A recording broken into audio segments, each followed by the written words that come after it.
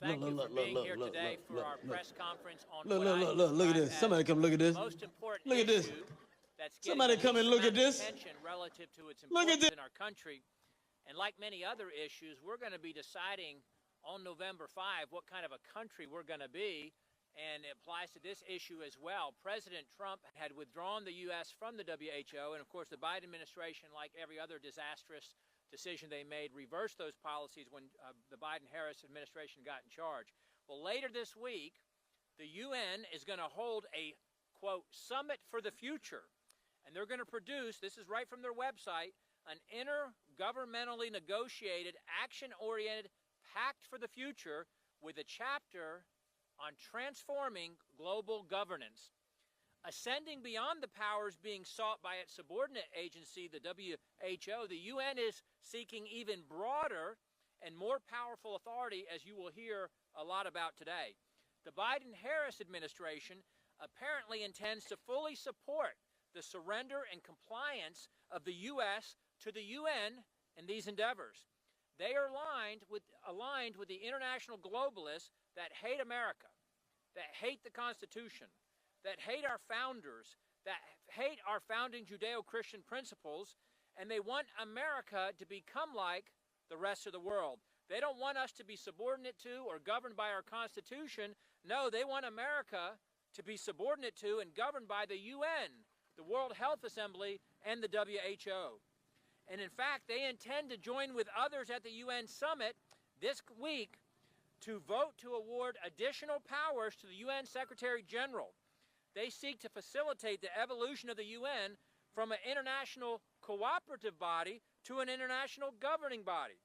These powers would be triggered by any one of a number of so-called global emergencies, whether it was a so-called climate emergency, a health emergency, a cyber emergency, or a gun violence emergency, whatever that's supposed to be, a financial emergency, or whatever they deem appropriate.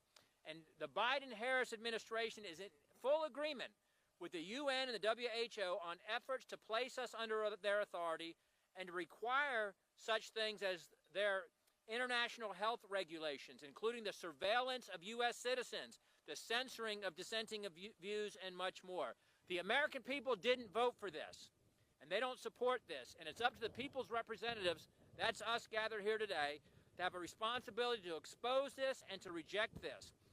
The U.S. should defund the WHO again. We should withdraw from the WHO.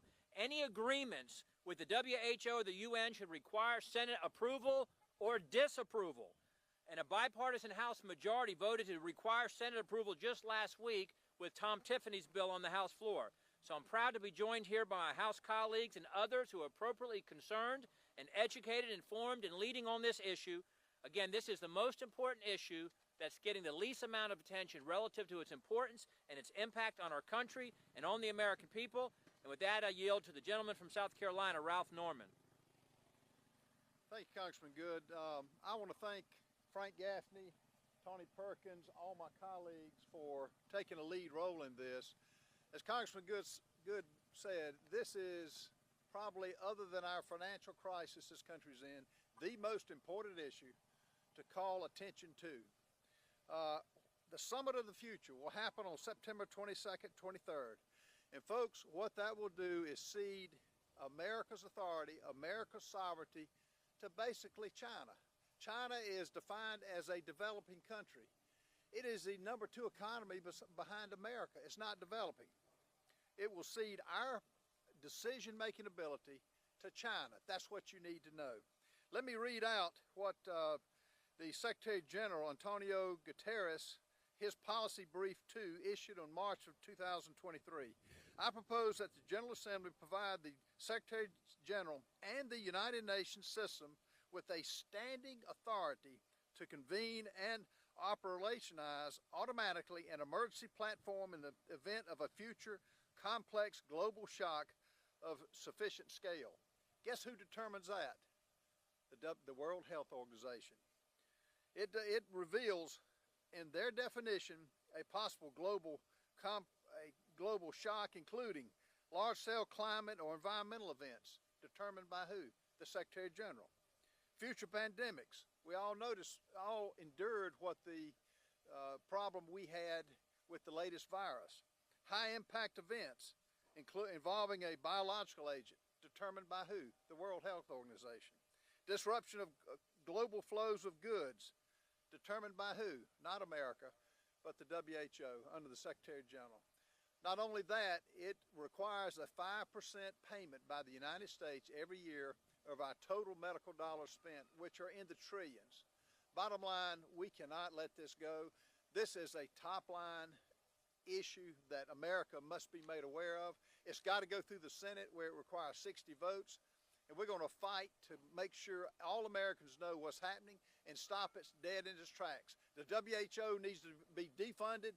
We need to do away with it, and America get out of it. I now call on Frank Gaffney with the Sovereignty Coalition. Thank you, Congressman. Thank you to all of those present. I wanted to most especially thank those who voted last week for H.R. 1425, which did exactly what Congressman Norman just talked about. Requires the United States Senate to advise and, I hope, dissent on the kind of surrender of our sovereignty to global government that is envisioned both with respect to the World Health Organization and with respect now to the UN.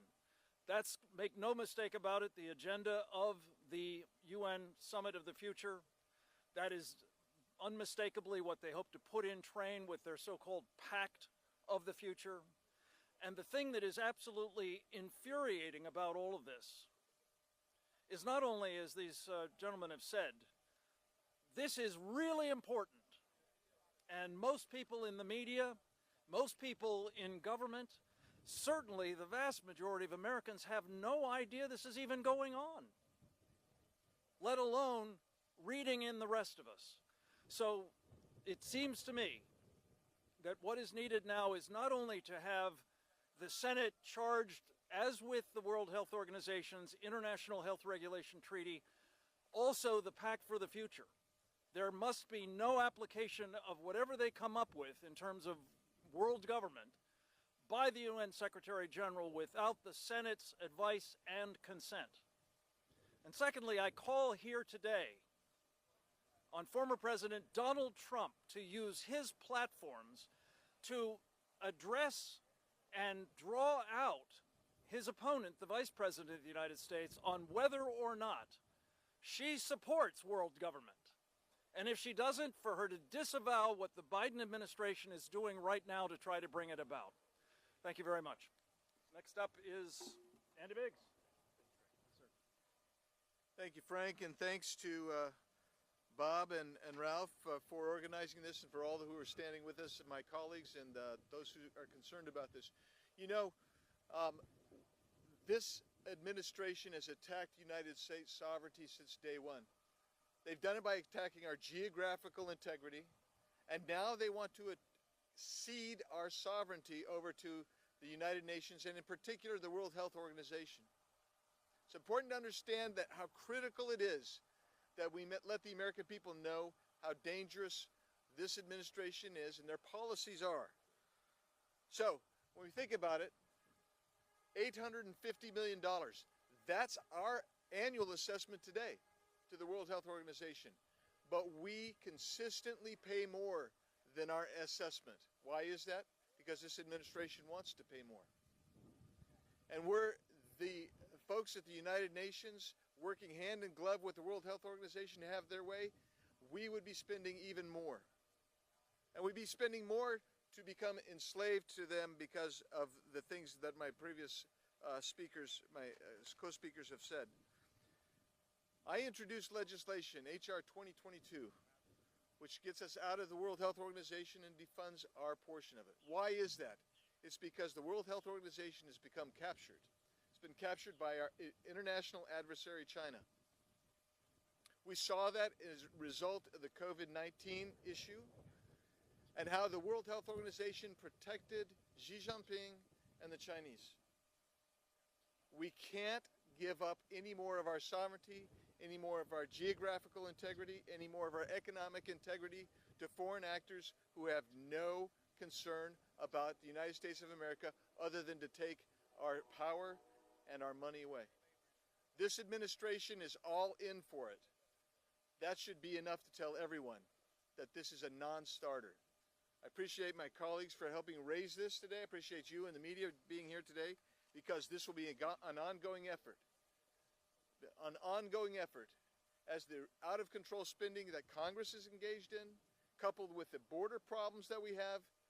Let's at least not turn over our healthcare apparatus to folks from a United Nations or an international multilateral institution that has no concern for us. So I thank you for being here, and now I yield to the gentlelady from Wyoming, my friend Harriet Hageman. Thank you. In my home state of Wyoming, we have common sense, something that seems to be sorely lacking in the Biden-Harris administration. Wyomingites that I have spoken with consistently ask why this administration would push to fund any organization that has clearly come under the control of the Chinese Communist Party. They wonder why Biden and Harris would try to enter into unconstitutional agreements with foreign entities that would force Americans to give up their sovereignty. It is worth noting that the bulk of the WHO's budget comes from voluntary contributions from multiple countries and organizations. Throughout the past decade, the United States has donated billions of taxpayer dollars, making us the WHO's largest financial contributor. Over this time, the CCP has exerted an expanded influence and corrupted the organization's data, research, and information sharing. Despite its abject failure, the organization is seeking greater control and greater funding while continuing to block legitimate investigations into the origins of COVID-19. On June 1st, the accord that amended the international health regulations was adopted by the World Health Assembly. While there are many concerning aspects of this accord, with its ceding of our sovereignty being at the top of the list, it obligates member states to address misinformation and disinformation. The result would be something that we have become all too familiar with under this administration: mandating, censoring, and sanctioning of speech and other actions that are at odds with the WHO Director General's deliberations. Of course, this is a clear violation of our constitutional rights, but Biden and Harris have never cared much for those. I have co-sponsored legislation introduced by Congressman Chip Roy, the No Taxpayer Funding for the World Health Organization Act, which would prohibit the U.S. from making any assessed or voluntary contributions to the WHO. International law does not trump the Constitution. Biden and Harris may be compromised by the CCP, but they cannot force Americans to follow laws and regulations not passed by our own federal government. Thank you, and with that, I cede to Ronnie Jackson. Thank you. Well, I'd just like to start by saying, as a physician who's followed the WHO for many years now, in my time in government, during 3 presidential administrations, and now as my time as a member of Congress, I can tell you that the WHO in particular and the UN in general do not represent what's best for this country. In fact, they do everything they can to undermine us and defeat us. Look at what happened during COVID as a perfect example. During COVID, they lied to us, and they worked with China to cover up the origins of COVID. You have to ask yourself, do you really want, next time this happens, for the WHO to decide how taxpayer dollars in this country are spent, to decide what resources we are and are not eligible for, despite the fact that we overwhelmingly fund their operations? That's what you're asked. That's what you're going to get. And as my colleague, Mr. Good, pointed out, they can define an emergency in any way they want. And believe me, it will be creative, and it won't be a healthcare crisis again next time. It'll be something related to the climate or gun control or some other woke agenda that they have on their radar. This IHR treaty is nothing more than a redistribution of wealth and government control via global governance. This fits right into the communist and socialist ideology that defines today's Democrat Party in this country. Kamala Harris, Joe Biden, and their administration would like nothing more than to pass their responsibility to protect this country's health and livelihood to another country, many of which do not appreciate the United States, do not like the United States, and many of which are hostile to the United States. They would love nothing more than to pass this responsibility to these countries. I am a firm believer that from this point forward, we should never give another penny to the World Health Organization. They have not represented us well. They never have, and they never will. They are not an ally to this country. They are not an asset to this country. We should not be paying hard-earned taxpayer dollars for their efforts that are oftentimes against us. With regards to the United Nations, I've said it before, I'll say it again, I think the best thing we could do for the United Nations is to go to New York and push the entire thing off into the East River. And with that, I turn it over to Tony Perkins from the Family Research Council. Thank you. Thanks, Doc. Well, we're here today to rain on the WHO's parade as they march for power. I think the WHO, we were here about 6 months ago, similar press conference prior to their June meeting in Geneva, where they tried to gain international support for their pandemic accord, which they did not do. And I'm becoming convinced that the WHO thinks that the rest of us have brain fog from COVID, and they're just going to keep trying this over and over again. But the facts do not change. This is a global power grab. And when you look at the various aspects that this would touch, in particular that have been touched on, that are very concerning, is their focus on so-called disinformation. What we recently saw in Brazil with X is a prime example of what governments would be doing, being empowered by the WHO's pandemic accord, calling on governments to silence and censor dissenting voices. You know, in America, we cherish the First Amendment. We cherish our freedom, and we cherish our families. Both are endangered under this pandemic accord. And I echo the calls here today, number one, to defund the WHO and get the United States out of it. But secondly, any agreement that is advanced by this administration, signed on to, should be submitted to the Senate for ratification and be treated as it is, as a treaty. So I thank these members of Congress for continuing to bring attention to this. While many ignore it, the WHO continues their march for power, and they will not stop. And it's going to be incumbent upon this Congress, this institution, stopping and protecting the American public from the WHO. And with that, I turn it over, is Chip here? Reggie Littlejohn. Reggie Littlejohn, co-founder of Sovereignty Coalition and president of Anti-Globalist International. Thank you to Representatives Bob Good and Ralph Norman and my other colleagues here, including my co-chair, Frank Gaffney, for organizing this press conference. 1425 was an outstanding victory, which can prevent the depredations of the World Health Organization from moving forward without Senate consent, but we need an equally strong measure in respect to the United Nations. The United Nations Pact for the Future is going to be the deliverable at the Summit for the Future, which is this weekend, and nobody knows about it. So in this Summit for the Future, they're going to approve a platform, an emergency platform that will operationalize automatically in the case of a complex global shock. What does it mean to operationalize automatically? It means that once they have passed it through the United Nations, they don't have to ask other countries to approve it. They will just go forward with their protocols. And how did they approve this? It's being adopted by something called the silence procedure. The silence procedure, this is a pact. A pact is a form of treaty. It's supposed to go through the ratification process internationally.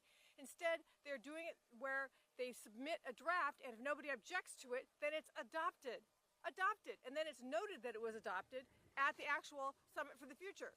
So this is absolutely unconstitutional. Not only that, it's against the Charter of the United Nations. They are trying to expand their powers. They're doing an end run around their own charter through the silence procedure. We need to raise the alarm about this, and we need to stop it.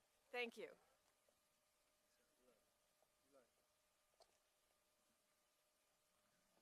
Next one is Representative Eli Crane.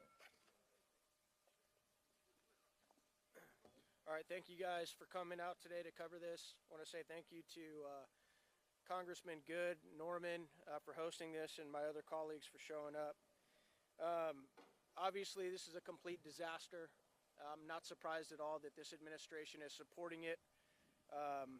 They've completely betrayed us on our southern border, and it looks like they're attempting to sell out our sovereignty once again with this agreement. I just want to read what my colleague Congressman Norman read. This is from Gutierrez.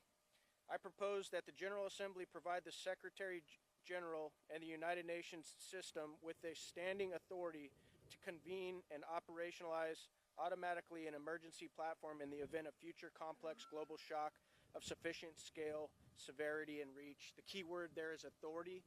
That's what these globalists want. They want authority. They want to strip it away from what we have here and the representatives that we have here that represent the people of this country, though none of them were elected by anyone in this country. And what do they want authority over? Because it's not just the next pandemic. All right, large-scale climate or environmental events. Wow, they could be real creative with that one. Future pandemics, high-impact events involving a biological agent, disruptions to global flows of goods, people, or finance, disruptive activity in cyberspace or disruption to global digital connectivity, major event in outer space, or black swan events. That's enough examples and enough reasons for them to get involved pretty much whenever and wherever they want to. And I hope that this body and the Senate continues to reject, push back, and stop this agreement and this push by this administration to sell out our sovereignty to globalists. Thank you. Next up is Chris Ullman, Eagle Forum. Thank you so much. I'm Chris Ullman, the president of Eagle Forum. I'm delighted to be here. We're a grassroots organization of patriots who love this Constitution. Today is September 17th. Today is Constitution Day, the day when all Americans should study the Constitution and learn about it. And I am so grateful for this opportunity to have this press conference today when we're talking about the WHO and the UN and what they're trying to do to take our sovereignty away. And I'm grateful for these members of Congress who are standing up to do their constitutional duty, to be the legislative branch, to decide what our laws are and what laws the American people will live under. The United Nations and the WHO want to become the lawmaking body to tell us what to do. And these members of Congress last week took a step to say, no, it's our job to make the laws, not the UN and not the WHO. The Senate, there are 49 senators who have signed on to a companion bill that requires the same constitutional advice and consent. We have 26 governors who have also spoken out on this, as well as attorneys general. So we're delighted on Constitution Day that this body is taking the first step to get us back to constitutional order. Thank you very much, and now I turn it over to Representatives Norman and Good for questions.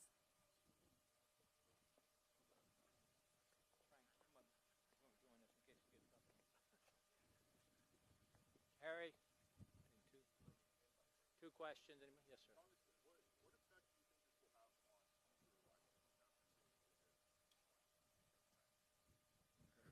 Well, I'd say what it has on future elections is bigger than that. It's what it has on the future of this country. I mean, this is a dictatorship. This is, this administration, by its actions when it first took office, had executive orders that were supposed to be temporary during the term of his office, like the border. It's, to reverse that, to walk that back, is going to take a massive effort. This will take the same massive effort. If he votes this in, does not take it to the Senate, we'll cede our sovereignty. We cannot do it. The American people do not want that. That's not what a democracy is all about, and particularly with China. China is our enemy, and to cede it to basically to them is unacceptable, particularly with the COVID virus.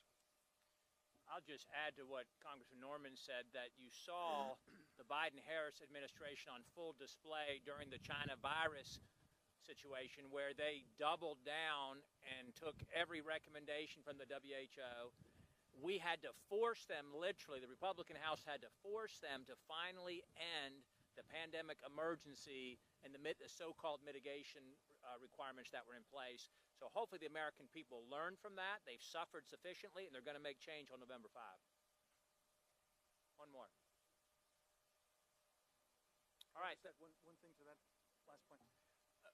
When you talk about elections, the founders had a very important insight. You want people voting who are informed.